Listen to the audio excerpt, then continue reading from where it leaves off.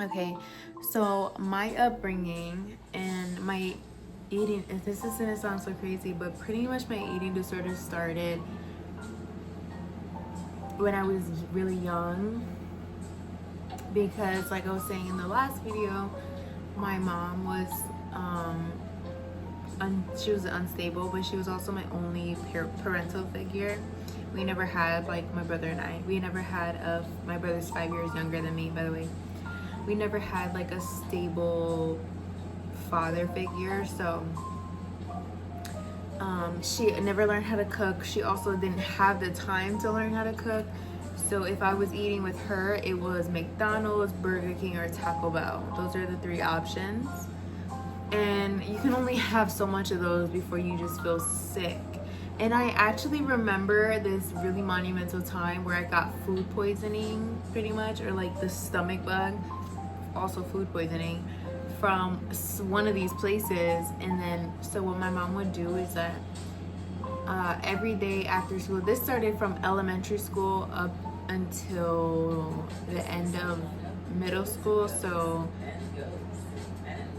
what is that, 7th, 8th grade?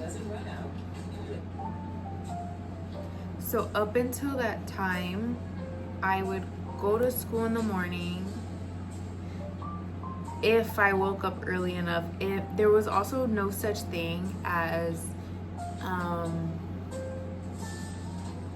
being late. If I was late, then she's gonna be late to work. So in her genius brain, that's this big, she was like, oh no, you can't just you can't just go to school late. I want to go to work. And I guess it was more important, even though we were living in borderline free housing. I don't know what was going on because I was a child. There's a lot of question marks in between my upbringing that I simply don't even care to ask because I don't care. But during that time, I am gonna take another bite of my sushi.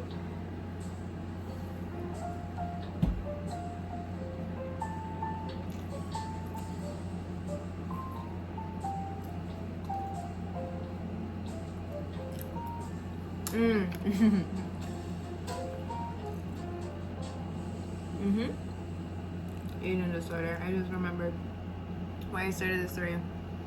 Okay. During this time, my mom didn't know how to cook, only fed us strictly fast food from kindergarten, pretty much. Give or take a couple years. Because she's the type to be like, no, it wasn't kindergarten, it was first grade. No, it was third grade. She's one of those narcissists. No, you gotta know the right time I abuse you, because then I'm less abusive. Bitch, fuck you. When I was in elementary school, give or take, up until middle school, give or take, she didn't know how to cook, so she would just strictly buy food, right, from fast food restaurants. Or we loved a little, what was it called? Not Chef Boyardee, the other one, where it was like a little more homely. You just needed some ground beef. You just added the ground beef to the pasta type shit.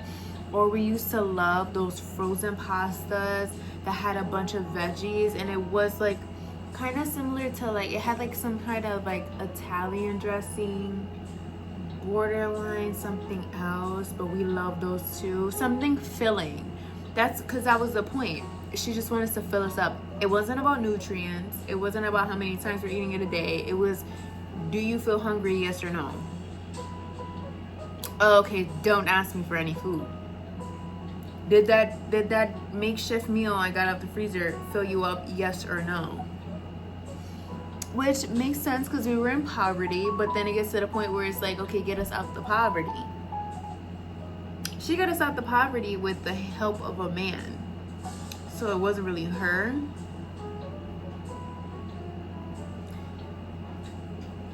Yeah, shady girl, shady as fuck. Anyways. Yeah, I'm gonna keep on with my trauma because it was traumatizing to me.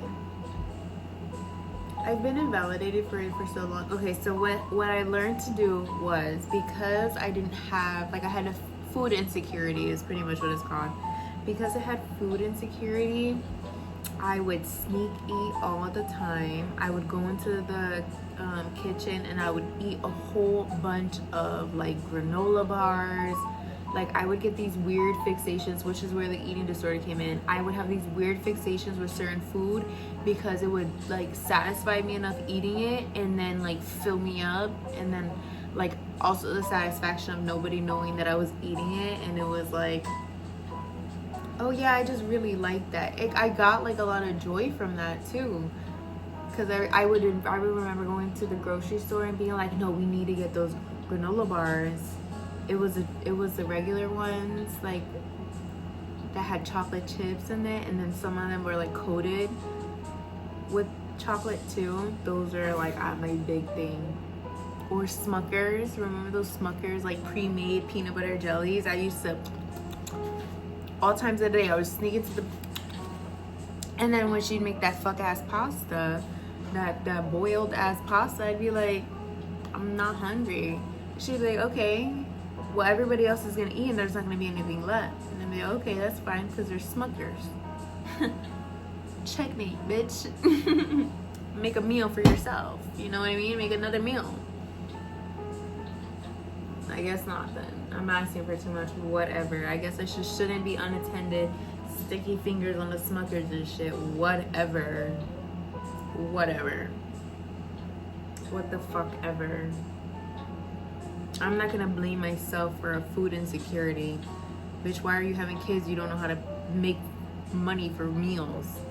That's the real fucking question that nobody wants to sit about. Why are you opening your legs having babies? You can't afford to feed them. They gotta rely on Smuckers and shit. And then when you do cook a meal, you feed everybody else. You don't even leave some to the side just in case your kid wants to eat again later. You're an unfit parent. That's what unfit parents do. She's an unfit mother. She's always been an unfit mother. I don't know why everybody hypes her up to think that she's not that. Probably because I've been shutting the fuck up for so long. I'm done with that, girl. Let me eat another bite of my sushi that I bought myself. No help to her. Getting to this point, leaving the point, being at the point.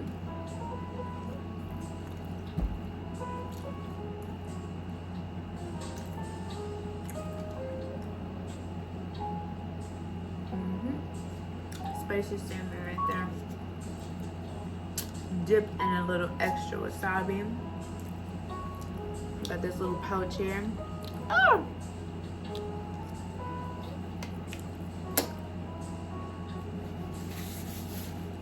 That was a lot of wasabi.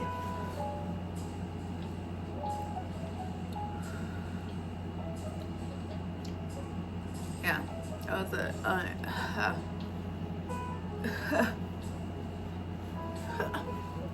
so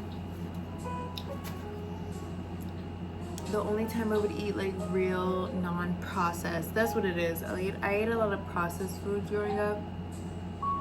The only time I wasn't eating processed foods when I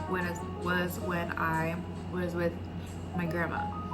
So school runs from like 6:37 to 3-4. But this is another fun fact. My mom wouldn't pick me up until like 5:30, 6 o'clock. So I would be sitting in the office, and I lived in East Hartford at the time. I went to Silver Lane Elementary School. I was sitting in the office from whenever class dismissed until whenever my mom would pick me up. It didn't cost CPS or nothing. About that, like, I feel so angry about that, because it's like, how you just sitting there watching a kid with no mom for 2 hours?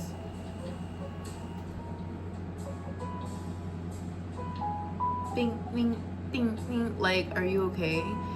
And that's another reason why I went into, when I went to high school, I actually went to a high school that had like a in-house or in-school daycare, an early childhood development class, and I took that really serious because like I was really passionate about that because I was so severely neglected. Like I was like, no, I need this. No, you don't understand. I have to take this class. Oh yeah, and the other bitches were doing it because it's like, yeah, I'm a mom. Like also superficial shit. I'm like, no, I'm traumatized. I win. I'm here because I'm traumatized. I want to be a better mom than my mom was. I'm not gonna tell you about my trauma. I'm just gonna, you know, be traumatized and learn why and where she failed me. Like learning about Maslow's, I think it's Maslow, unless that's a Call of Duty guy. I think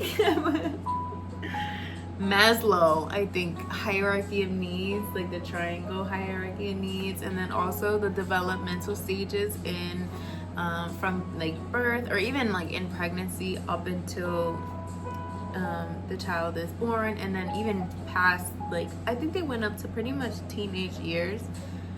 A little, they touched on adulthood, but they were like, you guys don't care about that, so they didn't touch on it that much. I hated the teacher there. She was really mean to me because I talked a lot during class, but I also talk a lot all the time, so I felt like I was targeted. And also all the white girls in the class talked and she didn't care. She did not care. There was 100% some racist shit going on. Like she targeted me. Like she did not like me. She wanted to take out all the issues of her fuck ass boyfriend at home. I know it. Like white people love doing that shit. White people will have, like, they'll start dating. White women will date a man that just simply does not fucking like them, and then find the nearest black person and then bully the fuck out of them. I don't know what that's about, but I know it's happening. Cheers to that, man. What the fuck? You know, cheers to what the fuck. White people take their issues out on black. Wait, how long is this video? 12 minutes. Okay. White people take their issues out on black people too freaking much. Like they'll have all these problems at home, heavy on the home, that you chose to make by yourself. Nobody told you to marry the guy. Your ego told you to marry the fucking asshole. You don't get to be an asshole to everybody because your husband's an asshole. Like, are you okay? Are you fucking dumb? Man told me that one time. I'll never live it down. Let's talk shit about him next, actually. yeah. I'm gonna make another story about him. A little less talk about him. Cause like, how dare you? How dare you? But yeah, what was I saying? I only had real meals from my grandma. I didn't have a washer. Oh, this is another really traumatic thing. Hold on, let me talk to you about it in the next video.